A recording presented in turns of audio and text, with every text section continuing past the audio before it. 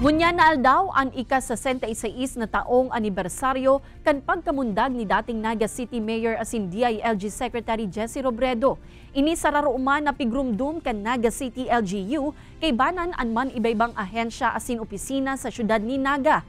Sarong wreath-laying ceremony asin community flower offering ang isinagibo sa Jesse M. Robredo Museum.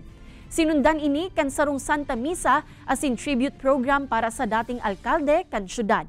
Presente man sa aktibidad ang tugang kay Nina si Butch Robredo na nagpahayag kan sa iyang pasasalamat sa padagos na pagrumdum sa iyang tugang asin sa legasiya na ipigwalat kay ini.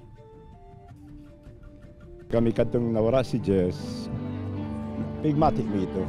Kaya langon yan, nagaro ako minang maray, tigirumdum pagiraray siya, nagpapasalamat kami sa gabus na mga nag-aasikaso kay ini, gabus na nagdidigdi taon-taon para girumdumon ang sa iyang kumplean. Si Mayor kasi nahilingan taning kahigusan, diba? Naging famous siya dahil talagang marayon si palakaw niya kang yaon sa Igdi sa Naga. So siguro ito po ang siguro pamarisan ta.